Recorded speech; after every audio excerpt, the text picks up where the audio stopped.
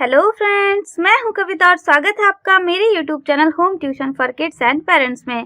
Friends, आज का topic है अलंकार। फ्रेंड्स, अलंकार काफ़ी इजी टॉपिक है और काफ़ी इंटरेस्टिंग टॉपिक है। यहाँ पर एक ही वीडियो में मैंने काफ़ी सारे अलंकार के बारे में बताया है, तो वीडियो पूरा ज़रूर देखिएगा। वीडियो शुरू करते हैं।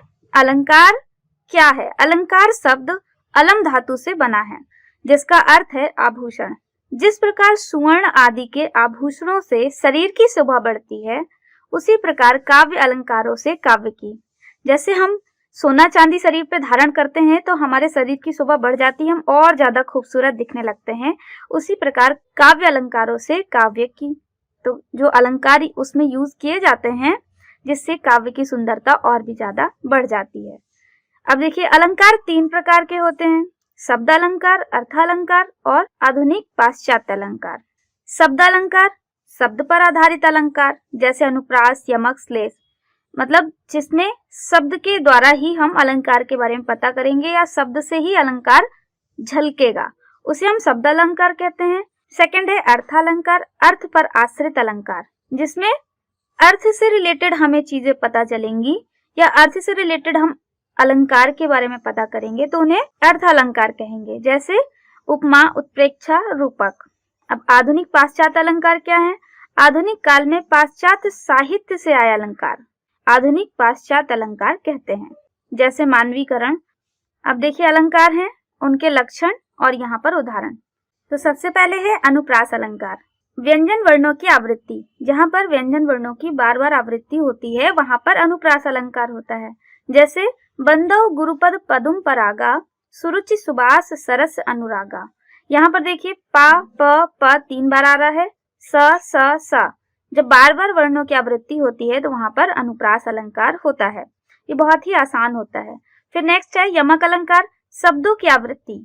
अभी वर्णों की आवृत्ति हो रही थी, अब शब्दों की आवृत्ति, जहाँ एक शब्द एक से अधिक बार प्रयुक्त हो और उसके अर्थ अलग अलग हो। जैसे कनक कनकते 100 गुनी, मादकता अधिकाय, वा खाए बौराए जब, या पाए बौराए। तो देखिए, यहाँ पर शब्दों की तो हो रही आवृत्ति, इसके साथ ही हर बार शब्द का जो अर्थ है वो अलग होगा। यहाँ पर एक कनक का अर्थ है धतूरा, एक कनक का अर्थ है सोना। फिर नेक्स्ट है श्लेष अलंकार। तो श्लेष अलंकार का लक्षण है एक शब्द में एक से अधिक अर्थ जुड़े हों। शब्द तो एक ही होगा लेकिन उसके अर्थ अलग अलग होंगे। रहमन पानी राखिए, बिन पानी सब सून, पानी गए न उबरे, मोती मानुष चून। तो यहाँ पर पानी का 3 अर्थ निकल रहा है।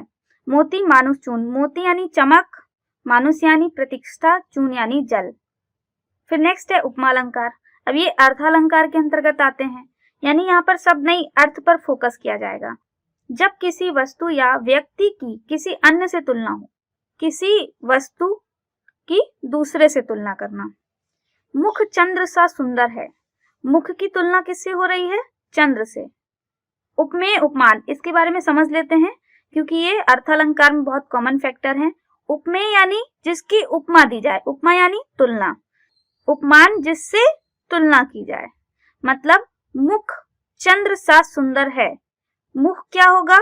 उपमेय, क्योंकि इसकी तुलना की गई है। किससे तुलना की गई है? चंद्र से, तो चंद्र होगा उपमान। उपमेय और उपमान आपको समझ में आ गया होगा। जिसकी उपमा की जाए यानी जिसकी तुलना की जाए, और उपमान जिससे तुलना की जाए। फिर नेक्स्ट है उत्प्रेक्षा अलंकार। उपमेय में उपमान की संभावना है, हमें कंफर्म नहीं है कि मुख चंद्र सा लग रहा है, थोड़ा सा इसमें हमें कंफ्यूजन है, शंका है, संभावना है। बोधक शब्द होंगे मनु मानो, मनहु, जनु जानो, जनहु। उदाहरण है सोहत ओढ़े पीत पर, श्याम सलोने गात, मनहु नील मणि सैन पर, आतप पर्यो प्रभात। तो यहाँ मनहु वर्ड दिया गया है, जिससे हम पहचान सकते हैं कि उत्प्रेक्षा अलंकार है।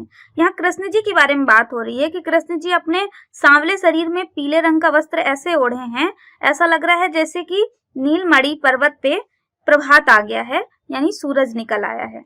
मानो यानी यहाँ पर संभावना व्यक्त की जा रही है। उपमेय में उपमान की संभावना है। फिर नेक्स्ट है रूपक अलंकार। जब गुण की अत्यंत समानता की वजह से उपमेय को ही उपमान बता दिया जाए। अब देखिए रूपक में क्या है, इतनी ज्यादा समानता है दोनों में, उपमेय उपमान में, कि कह दिया गया है कि उपमेय ही उपमान है। जैसे मुख चंद्र है, यहाँ पर पता नहीं चल रहा कि चंद्र की तारीफ हो रही, मुख की तारीफ हो रही है, दोनों एकदम इक्वल से लगने लगे हैं। मुख चंद्र है तो ये रूपक अलंकार है। फिर इसके बाद नेक्स्ट है संदेह अलंकार। उपमेय में उपमान का संदेह हो। अभी देखिए संभावना हो रही थी, अब यहाँ पर संदेह है, यहाँ पर समझ में नहीं आ रहा, कंफ्यूजन है, यह मुख है या चंद्र है।